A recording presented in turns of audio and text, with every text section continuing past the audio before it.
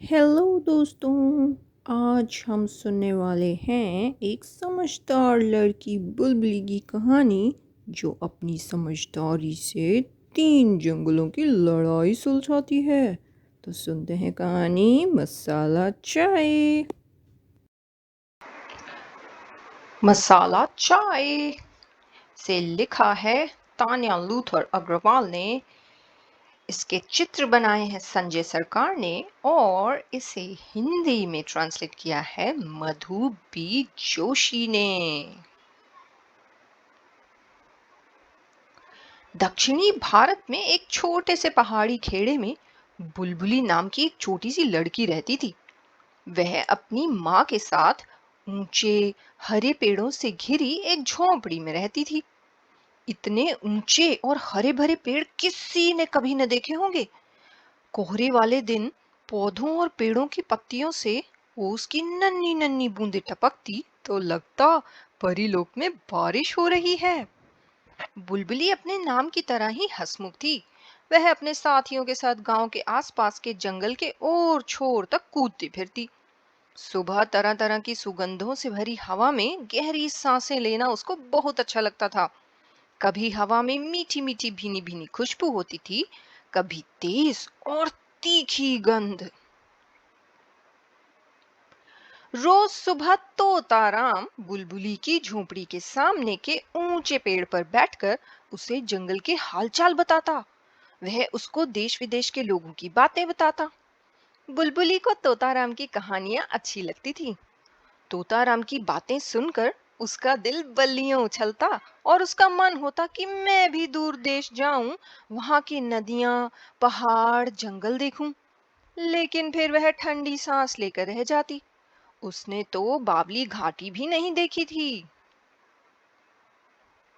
गांव के लोग अक्सर बावली घाटी की बातें करते। वहां गया कोई नहीं था। सबने उसके बारे में सुना ही सुना था। लोगों की बातों से लगता था कि बावली घाटी कोई कमाल की जगह है। बुलबुली सोचती कि अगर मैं कभी बावली घाटी गई तो लौटकर सबको वहां के बारे में बताऊंगी। फिर वह लोगों के लिए अनजानी जगह नहीं रह जाएगी। एक दिन नींद से जागते ही बुलबुली को तोताराम की याद आई। मुर्गियों को दाना डालते, उनके अंडे जमा करते, गायों को चारा देते, उन्हें दुहते, वह तोताराम की सीटी का ही इंतजार करती रही। आखिर पाठशाला का समय हो गया और वह पाठशाला चली गई। उसकी पाठशाला बरगद के एक घने पेड़ के नीचे लगती थी। जब कभी बारिश होती तो पाठशाला में छुट्टी हो जाती। उस दिन बुलबुली का मन पढ़ने में नहीं लग रहा था। उसकी आंखें तोताराम को ढूंढ रही थी, जो रोज ही उससे मिलने आता था। आज तोताराम कहाँ है? फिर कई दिन बीत गए, तोताराम नहीं आया। बुलबुली परेशान होने लगी। पाठशाला की छुट्टी के बाद बुलबुली तोताराम को पुकारती, जंगल में घूमती। तुम कहाँ हो तोताराम? बोलो ना। लेकिन कोई जवाब ना आता। फिर एक सुबह सूरज उगने से भी पहले भोर के समय उसको किसी पंछी की परेशान आवाज सुनाई दी। जागो बुलबुली जागो! वह कूद कर बाहर दौड़ी। तोताराम ही था। तुम कहाँ थे तोताराम? मैं तो बहुत डर रही थी। क्या हुआ? तुम इतने परेशान क्यों हो? बावली घाटी में आफत आ गई है। जंगल में लड़ाई छिड़ी है। धीरे धीरे बोलो तोताराम, नहीं तो सारा गांव जाग जाएगा। किस आफत की बात कर रहे हो? कौन लड़ रहा है? बुलबुली ने पूछा। जंगल। अरे माफ करना बुलबुली, मैं फिर जोर से बोल गया। जंगल लड़ रहे हैं। बावली घाटी बदल गई है। सभी जानवर डरे हुए हैं। उन्हें समझ में नहीं आ रहा कि अब क्या होगा। बुलबुली, कोई उपाय सोचो। तोताराम घबरा कर बोला। मैं समझ नहीं पा रही, जंगल कैसे लड़ सकते हैं? तुम मुझे बावली घाटी क्यों नहीं ले चलते? बुलबुली बोली। तोताराम और भी परेशान हो गया। बावली घाटी पहुंचने के लिए 2 दिन चलना पड़ता है। 2 रातें राह में ही सोना पड़ता है। छोटे छोटे पैरों से तुम इतनी दूर तक नहीं चल पाओगी। मेरे पैर छोटे हैं तो क्या हुआ, मेरा दिमाग तो छोटा नहीं है। मैं मुश्किल काम से नहीं डरती, और फिर कोशिश तो मैं कर ही सकती हूँ, बुलबुली बोली। सफर लंबा और कठिन है बुलबुली, मुझे नहीं लगता कि। बुलबुली ने तोताराम की बात बीच में ही काट दी। मैं जाकर देखूंगी नहीं तो उपाय कैसे बताऊंगी? तुम तो बस मुझे बावली घाटी ले चलो। काफी सोच विचार के बाद तोताराम तैयार हो गया। अच्छा चलो, लेकिन अभी चलना होगा। बुलबुली बोली कि माँ को बता दूं कि मैं तोताराम के साथ बावली घाटी जा रही हूँ। लेकिन तोताराम ने कहा, रास्ते में मेरी दोस्त कोयल मिलेगी, सुबह वही तुम्हारी माँ को बता देगी, देर मत करो, झटपट चलो। यूं वे बावली घाटी की ओर चल दिए। तोताराम बुलबुली के आगे आगे राह दिखाता उड़ रहा था। बुलबुली को तो घनी झाड़ियों और ऊंची घास में घूमने की आदत थी ही। वह उछलती कूदती चलती रही। कई घंटे चलने के बाद वह थक गई। उसे भूख भी लगने लगी। तोताराम बोला, बस थोड़ी दूर के बाद नारियल के पेड़ आएंगे बुलबुली, तब तुम अपनी भूख प्यास मिटा लेना। नारियल के पेड़ों के झुरमुट के पास पहुंचकर तोताराम ने जोर से सीटी बजाई। ई! पलक झपकते ही उसका दोस्त बंदरू कूदता फांदता आ पहुंचा। कहाँ चले तोताराम? बताता हूँ बंदरू, पहले कुछ खिलाओ तो सही, मेरी दोस्त बुलबुली को भूख लगी है, तोताराम बोला। बंदरू कूद कर पेड़ पर चढ़ा और 3 कच्चे नारियल नीचे फेंके। चट्टान पर गिरकर नारियल फूट गए। बुलबुली ने झटपट नारियल उठाए और उनकी मलाईदार गिरी खाने लगी। खा पी कर बुलबुली बोली, शुक्रिया बंदरू, नारियल बहुत बढ़िया थे। लौटते हुए फिर मिलना, तब तुम लोगों को की बढ़िया खातिर करूंगा। निशाना बड़ा अच्छा है मेरा, बंदरू फदक कर बोला। तोताराम और बुलबुली आगे चल दिए। कई घंटे चलने के बाद बुलबुली बहुत थक गई, लेकिन उसे लग रहा था कि जल्दी से जल्दी बावली घाटी पहुंच जाऊं। बावली घाटी बहुत कम लोगों ने देखी थी, और खुद उस गांव के लोगों ने तो उसके बारे में सिर्फ सुना ही था। पैर थके थे, लेकिन बावली घाटी देखने का शौक बुलबुली को खींचे लिए जा रहा था। धीरे धीरे शाम ढलने लगी। बुलबुली खुश हो गई। बस कल दिन भर और चलना होगा, फिर हम बावली घाटी पहुंच जाएंगे। बुलबुली एक घने पेड़ के नीचे सो गई। तोताराम पेड़ की डाल पर बैठ गया। सुबह हजारों चिड़ियों की चहचहाहट से बुलबुली की आंख खुली। बुलबुली ने अंगड़ाई ली। यहाँ भी हवा में वही जानी पहचानी खुशबुएं थी जो उसके गांव की हवा में थी, लेकिन हवा में एक नई ताजगी थी। तोताराम, यहाँ हवा में कितनी ताजगी है ना? बुलबुली खुशी से चहकी। अरे आगे की हवा में तो और भी ताजगी है, फटाफट कदम बढ़ाओ, तोताराम बोला। आज बुलबुली ज्यादा बातें नहीं कर रही थी। तोताराम समझ गया कि उसके पैर थक गए हैं और उसे भूख भी लग रही होगी। वह बुलबुली के कंधे पर बैठकर बोला, बस नदी पास ही है, वहीं थोड़ा आराम करेंगे। कुछ दूर चलने पर बुलबुली को पानी की कलकल सुनाई देने लगी। और आगे बढ़े तो धूप में कांच की तरह चमकती नदी दिखी। बुलबुली थकान भूलकर दौड़ पड़ी। उसने ओक में भर भर कर जी भर पानी पिया, फिर छप छप करते खूब मुंह हाथ धोए। बुलबुली आंखें मूंदे घास पर लेटी थी कि तोताराम ने उसकी हथेली पर सुंदर लाल फलों का गुच्छा रख दिया। हाय कितने सुंदर फल हैं, तोताराम तुम भी खाओ ना। बुलबुली ने एक फल मुंह में डाला। ऐसा रसीला फल उसने कभी नहीं खाया था। हैरानी से उसकी आंखें फैल गई। तोताराम मुस्कुराया, है ना स्वादिष्ट? मेरी चिंता मत करो, मैं भरपेट खाकर आया हूँ। थोड़ी देर आराम करके बुलबुली और तोताराम आगे चल दिए। बुलबुली चलती जा रही थी और तोताराम बतियाता हुआ ठीक उसके सिर के ऊपर उड़ रहा था। कई घंटे चलने के बाद बुलबुली बैठ गई और बोली, तोताराम, अब मैं आराम करना चाहती हूँ, मैं वाकई थक गई हूँ। तोताराम ने एक जोरदार सीटी बजाई। मिनटों में एक हाथी वहां आ पहुंचा। तोताराम ने हाथी की जान पहचान बुलबुली से करवाई और उसे बावली घाटी की अपनी यात्रा के बारे में बताया। मुझे लगता है कि जंगल की उलझन कोई इंसान ही सुलझा सकता है। जंगल हमारे लिए स्वर्ग जैसा था, अब जानवर वहां से भाग रहे हैं, हाथी ने चिंतित होकर कहा। तोताराम ने हाथी से पूछा, तुम बुलबुली को अपनी पीठ पर बैठाओगे? वह बहुत थक चुकी है। जरूर, तुम मेरी पीठ पर चढ़कर बैठ जाओ, लेकिन मैं तुम्हें पगडंडी तक ही पहुंचा पाऊंगा। मैं अपने झुंड से ज्यादा देर तक अलग नहीं रह सकता, हाथी बोला।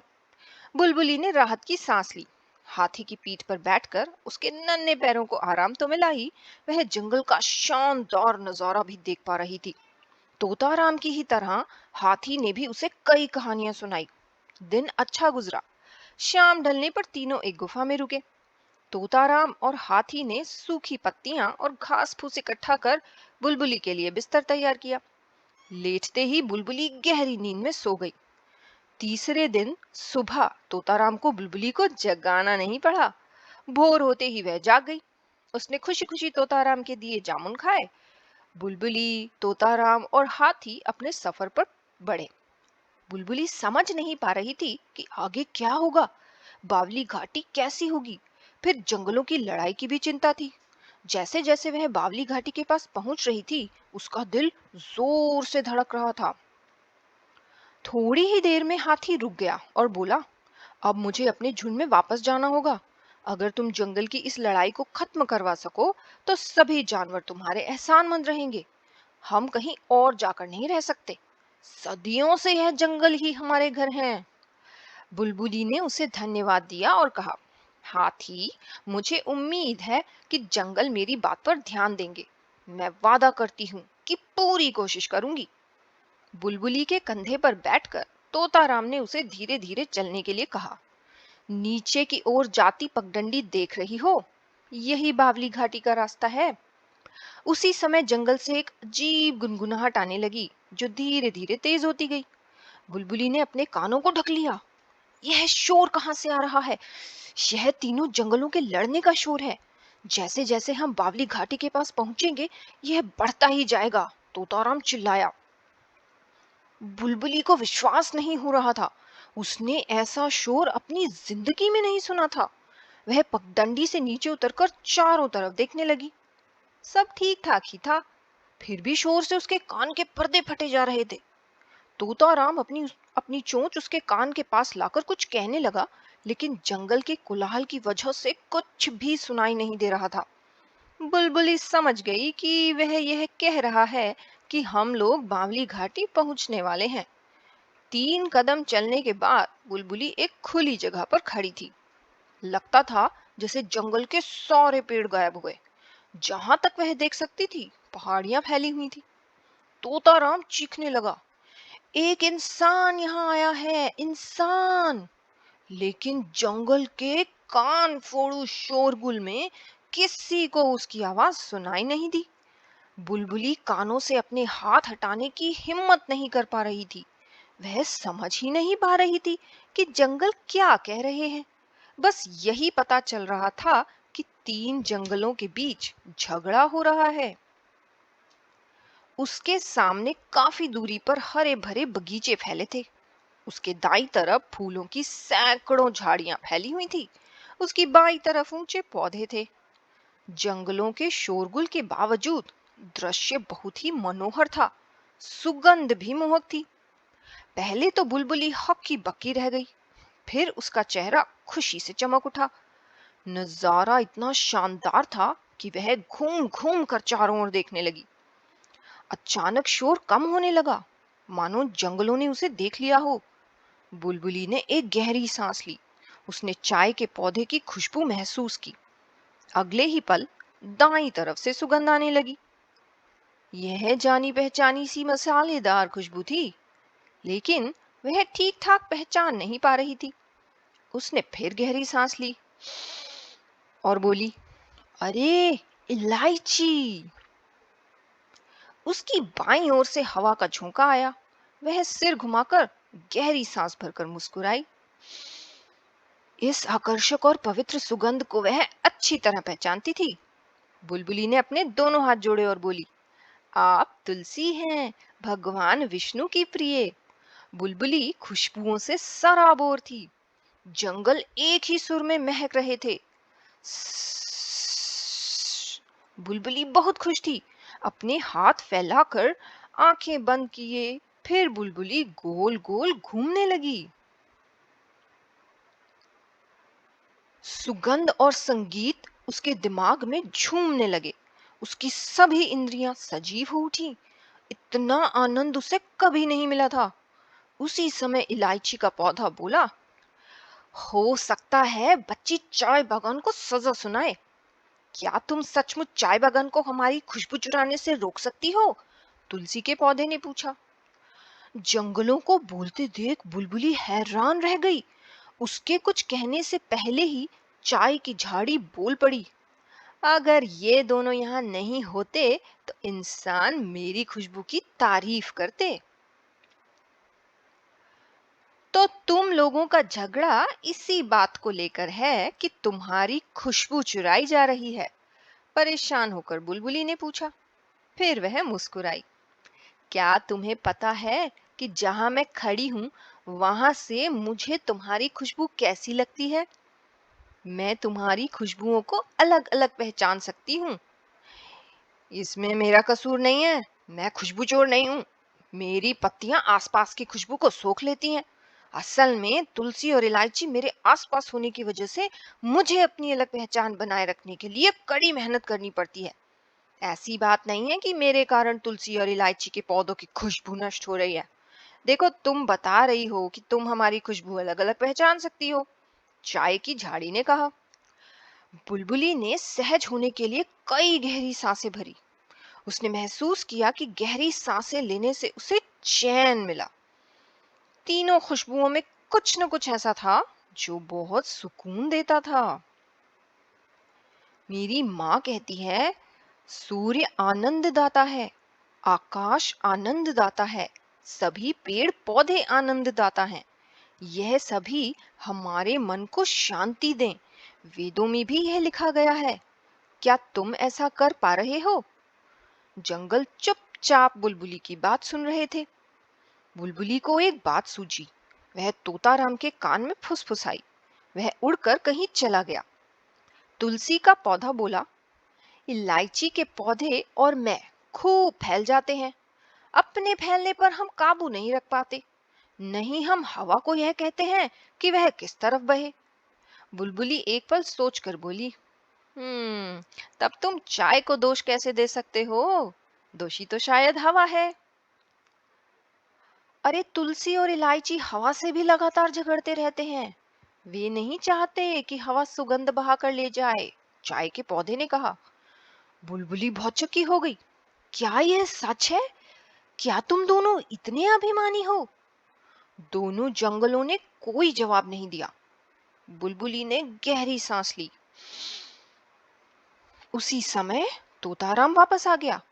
उसकी चोंच में कुछ तुलसी की पत्तियां, इलायची के बीज और चाय की पत्तियां थी, जो सब उसने बुलबुली को दे दिए।